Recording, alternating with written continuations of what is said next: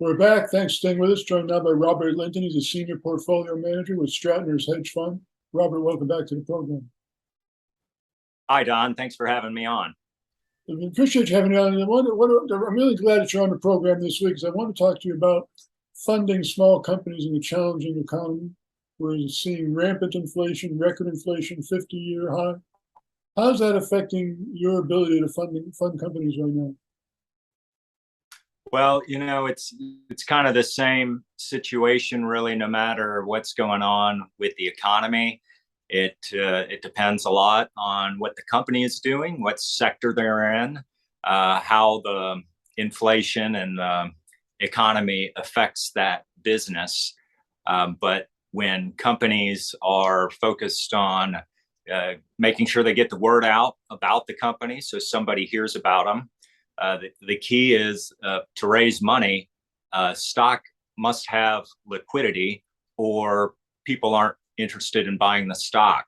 So it's very important that one, they are getting themselves out there to the investment community, and that their business model adjusts or works well with the current marketplace. So that's kind of the situation. If the economy goes up and down, we've been seeing a really tough economy recently with inflation and various aspects of just what's going on in the world. But that will turn at some point. And when it does, how well are these companies positioned? Because there can be advantages now for buying into companies that are low that can really take off later. So you can see some really big growth later on. But what we do when we work with people, there's a lot of companies that will sign a term sheet or do a Reg A or do something, and they'll sign it and say, "Okay, great, go make things happen. We'll be here for you." But what we do differently is we really work with the company to make sure that they have all the elements in place. We assist them and advise them in the marketing aspects. People who are on your show obviously understand that, and they get the word out to the community. But a lot of companies don't, and they get a term sheet and they sign it, and they're like, "Oh, problem solved," and then they're never able to raise money, and then they get stuck. So that's kind of how I see it, and it kind of has been that way as long as I've been doing this for 20 some years. Well, you have kind of a unique perspective because you've been on the other side of the fence, so to speak. You're a former public company CEO, so you know what these people are going through. Yeah. And, it's tough, and there's a lot of people out there. It really starts with relationships with people. And when you talk to someone, you got to go with your gut, your feeling. All the contracts pretty much look the same. So who are you working with? Who are these people? Do they really understand it?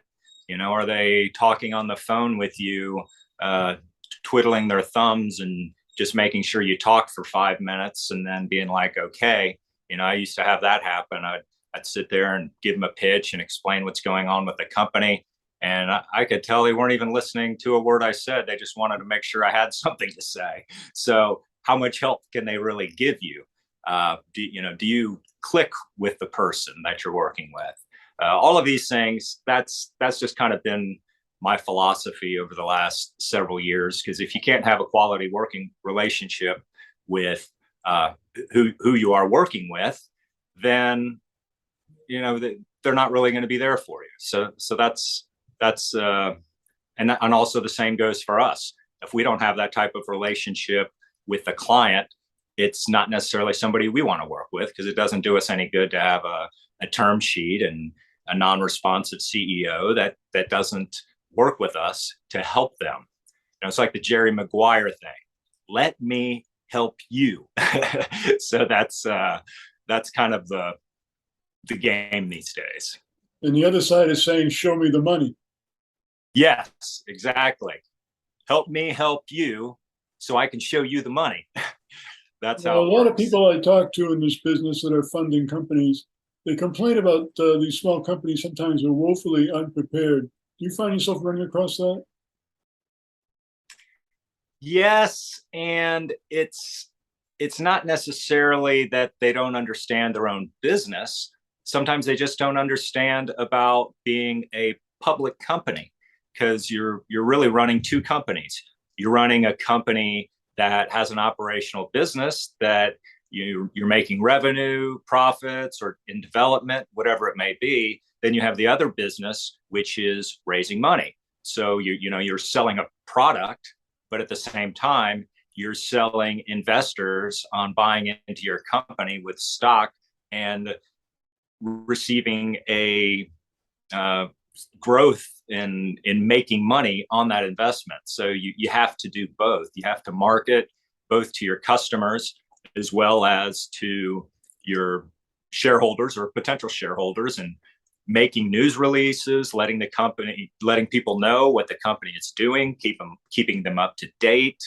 Having a website that shows what the company's doing, that isn't out of date or doesn't look good.